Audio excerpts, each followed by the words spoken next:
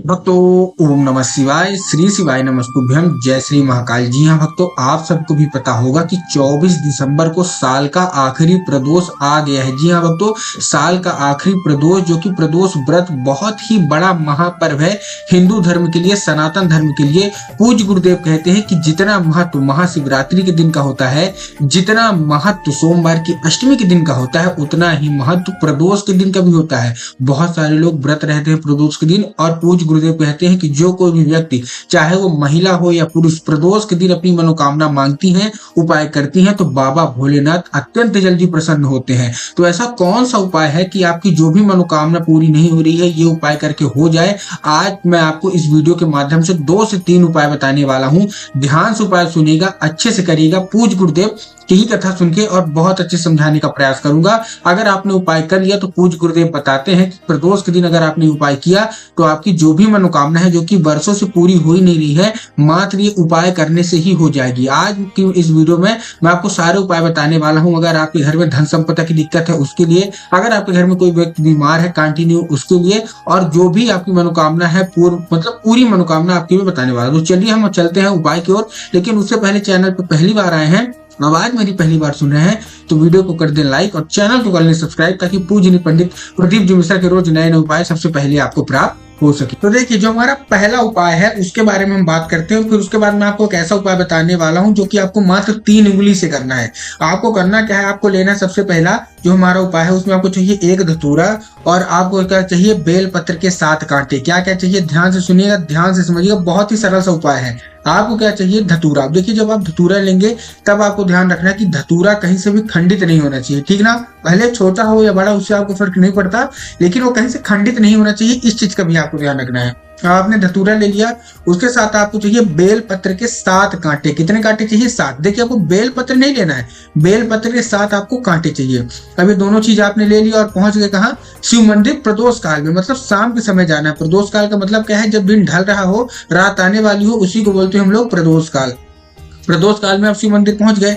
अब आपको क्या करना है, दक्षिण की दिशा में आपको खड़ा होना है और आपको उत्तर की दिशा में देखना है। क्या करना है, दक्षिण की दिशा में आपको खड़ा होना है और उत्तर की दिशा में आपको देखना है, मतलब जिधर जलाधारी रहेगी, आपकी जो नजर है, आपका जो चेहरा है, जो मुख है, उधर होना चाहिए। उसके बाद आपको 1 धतूरा और बेलपत्र के 7 कांटे आपको शिवलिंग पर अर्पित कर देने हैं, श्री शिवाय नमस्तुभ्यम का जाप करके। कौन कौन सा, श्री शिवाय नमस्तुभ्यम का जाप करके आपको अर्पित कर देना है। और अपनी जो भी मनोकामना है, जो भी आपकी दिली इच्छा है, जो कि वर्षों पुरानी से हो नहीं रही है, मात्र आपको मांग लेना है। तो ठीक, ये पहला उपाय आप कर लीजिएगा। जो हमारा दूसरा उपाय है, उसमें आपको क्या करना है, उसमें आपको 2 दिया लेना है। क्या लेना है, 2 दिया। दिया काहे का होना चाहिए, मिट्टी का होना चाहिए कि आटे का? आपको आटे का दीपक लेना है। और उसमें बाती कौन सी होनी चाहिए, गोल बाती की लंबी बाती? तो आपको क्या करना है, लंबी बाती लेना है। ठीक, अब आपने लंबी बाती, देखिए 2 आपको दिया जलाना है, 1 नहीं जलाना, 2। अब आपने क्या किया, आपने दिया लिया, उसमें आपने लंबी बाती लगा दी, चौकोन वाली, जो कि चौमुखी दीपक कहलाता है। घी का लगाना है और आपको, ठीक ना, क्या करना है, पूरा पश्चिम उत्तर दक्षिण चारों तरफ आपको लगा देना है। उसके बाद आपको 1 दिया लेके कहाँ पहुंच जाना है, शाम के वक्त प्रदोष काल में बेल पत्र के पेड़ के नीचे। कहाँ जाना है, बेल पत्र के पेड़ के नीचे।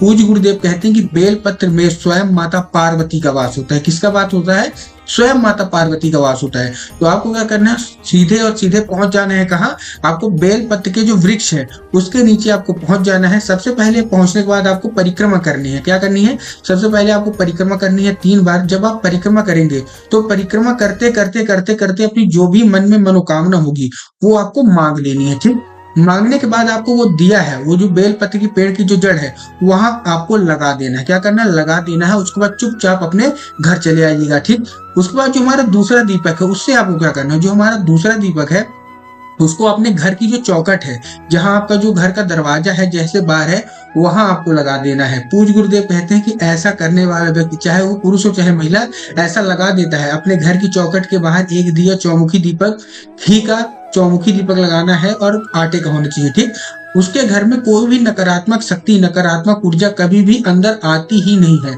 और उसका घर है हमेशा सुखी रहता है। माता लक्ष्मी का आगमन उसके घर में हमेशा रहता है। तो ये था हमारा कौन सा उपाय, ये था हमारा दूसरा उपाय। अब हम आते हैं तीसरे उपाय की ओर। तीसरे उपाय में आपको क्या करना है, सबसे पहले सिंपल सा इसको बच्चा बच्चा कर सकता है। कैसे करना है, आपको अपने हाथ की जो 3 उंगलियां हैं बीच की, उसमें आपको लगाना है पीला चंदन। क्या लगाना है आपको, पीला चंदन। और पहुंच जाना है शाम के वक्त कहाँ, शिव मंदिर में। शिव मंदिर आप पहुंच गए, अब आपको क्या करना है, अपनी तीनों उंगली से उसको आप स्पर्श कर देना है, हाथ फेर देना है, जैसे त्रिकुंड बनाते हैं ना, बस सेम टू सेम आपको हाथ फेर देना है शिवलिंग पे। और अपनी जो भी मनोकामना है हाथ फेरने के साथ ही श्री शिवाय नमस्तुभ्यम करके वही मांग लेना है। पूज्य गुरुदेव कहते हैं कि मात्र आपके हाथ फेरने मात्र से महादेव के पास आपका जो भी मनोकामना हो पहुंच जाती है, और महादेव तुरंत आपकी मनोकामना सुन लेते हैं और उसको पूरा करने में लग जाते हैं।